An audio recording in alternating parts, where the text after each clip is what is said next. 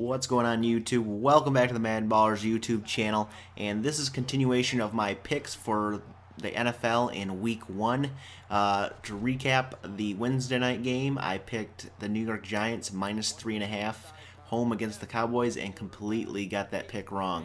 I did, however, say that Dallas had to get the running game going in order to get this game in their hands. So, and they did get it going. DeMarco Murray, I believe, had 131 yards on the ground, so they got that going. And who is it? Kevin, I think it is. Kevin Ogletree stepped up out of nowhere to grab 2 touchdowns and over 100 yards receiving in that game. So I did get the pick wrong, so I'm 0-1 on the season so far. But let's go ahead. I'm going to highlight some games that are remaining that start tomorrow and Monday, and give you the rest of my picks for the week. So let's go ahead and get started here. First, we have Indianapolis at the Chicago Bears. I believe Indianapolis will win this one. Not win it, but win it against the spread. So we have the Bears are favored by 10.5. So the Colts can lose by 10 and still cover. It's going to be a hard test for Andrew Luck in his first regular season game on the road against a good Chicago Bears team that has Michael Bush, Matt Forte in the backfield, those two, and then they have Brandon Marshall coming over. So now Jay Cutler has a number 1 receiver, a real legitimate number 1 receiver. So that's going to be hard for Andrew Luck, but I think they can cover the 10.5 point spread. Next, we have Philly at the Cleveland Browns. Cleveland is getting 8.5 points. I don't think that's enough. Philly is going to whip Cleveland. Cleveland's probably one of the worst 3 teams in the league right now. So they're just in total disarray, I think. Not sure if Trent Richardson's going to play or not, but I think Philly can cover the 8.5 point spread. Next, we have my Detroit Lions at home against the St. Louis Rams. Detroit is getting 8.5 points in this game, and I believe they will cover this 8.5 point spread. We got Matt Stafford throwing to Calvin Johnson, and I don't think it's going to be stopped. There's no way St. Louis' secondary is going to stop that connection. So if Lions can get some kind of running game going, that would be helpful as well. But I believe just the passing game there is going to kill the Rams. This has blowout, I think, written all over. There's no way the Lions are going to overlook the St. Louis Rams. Their only hope is Steven Jackson right now at this point, and he is kind of old and banged up. The only downfall for Detroit is, I believe, Louis Delmas and Chris Houston are both doubtful for this game. So I think there's 4, I don't know if they're rookie, but 4 brand new starters in the secondary for Detroit. So that's the only hope St. Louis has right now. Next game is New England Patriots at the Tennessee Titans. Titans are getting 6.5 points. I think they will cover that spread. And we'll move on to the next game. Atlanta Falcons at the Kansas City Chiefs. The Chiefs are getting 0.5 point. I don't think that's enough. I think Atlanta will win on the road to open up the season. Then we have Jacksonville Jaguars at the Minnesota Vikings. The Vikings are getting 4.5 points in this game, or they're giving up 4.5 points in this game. And we're not sure if Peterson's going to play. I think he is going to play, but I'm not totally sure how healthy he's going to be if he does end up playing.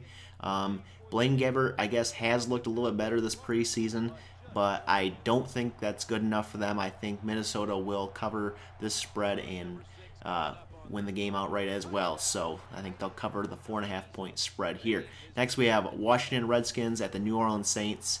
Robert Griffin III's first regular season game of his career against Drew Brees and the New Orleans Saints, who are giving 9.5 points. And the bounty gate thing that happened and the players that were suspended in that was overturned, so those players will be able to return, I think, for the Saints.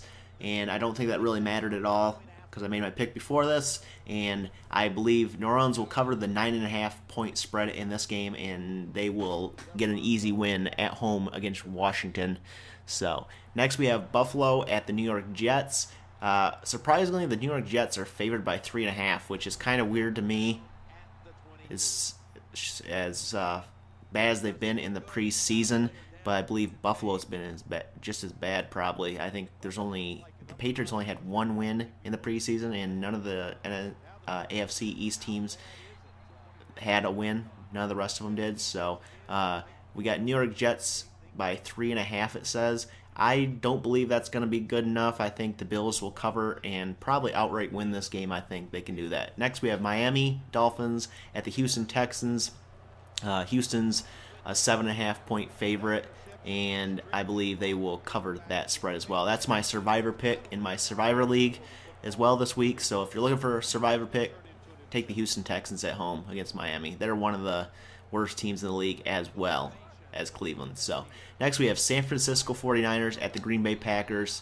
The Packers are 6.5-point favorites in this game, and I think I heard earlier this week this might be there might be a lot of rain during this game, so it could be a lot of running on the ground, which would probably favor San Francisco. So hopefully, based on my pick, there's not a lot of rain and they can be a lot of throwing.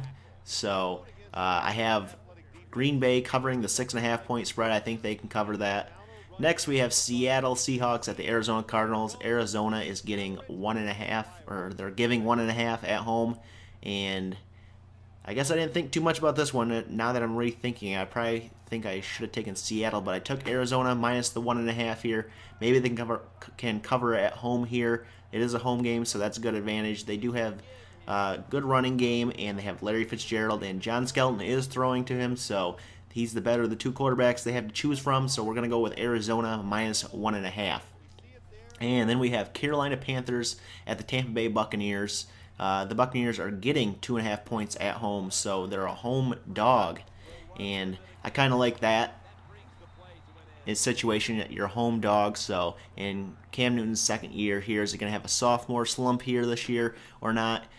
He looks good so far in the preseason, and Tampa Bay has Josh Freeman, Mike Williams, and they have Vincent Jackson, a new receiver. So they have a #1 receiver in Vincent Jackson there, and they have Doug Martin, I believe, is going to be starting at running back over LeGarrette Blount. So I have Tampa Bay covering the spread here at 2.5.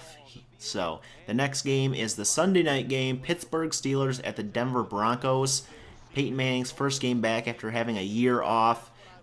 Pittsburgh is going to be without James Harrison, I believe, and maybe Rashard Mendenhall in this game. How good is Mike Wallace going to be after he came back?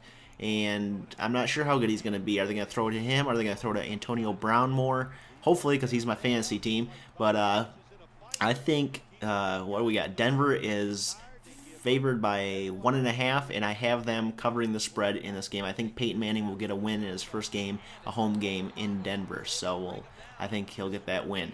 Next, we have the Monday night games. We have Cincinnati Bengals at the Baltimore Ravens. Cincinnati and Andy Dalton and A.J. Green, they need to get going. They have a decent running back in Ben Jarvis Green Ellis, the law firm. But Baltimore is favored by 6.5 points in this game.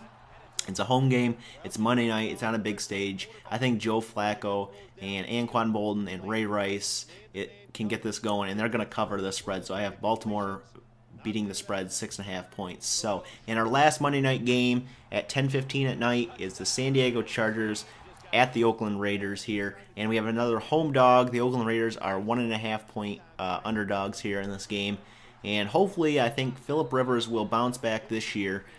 He lost Vincent Jackson, but he has Malcolm Floyd there, and we're not sure if Ryan Matthews is going to go in this game or not, but I have the San Diego Chargers winning this game, covering the spread of 1.5. So just to recap, the rest of the week's picks are the Colts, the Eagles, the Lions, the Titans, the Falcons, the Vikings, the New Orleans Saints, Buffalo Bills, Houston Texans, Green Bay Packers, Arizona Cardinals, Tampa Bay Buccaneers, Denver Broncos, and Baltimore Ravens, and finally the San Diego Chargers. And these are all picks against the spread using the ESPN Pick'em game that I am in. So if you have any comments or questions about these games, let me know who you think is going to win these games down below in the comments section. And if you like this video, leave a thumbs up and hit the subscribe button up top to be notified of all my new videos, and we'll catch you guys in the next video, guys.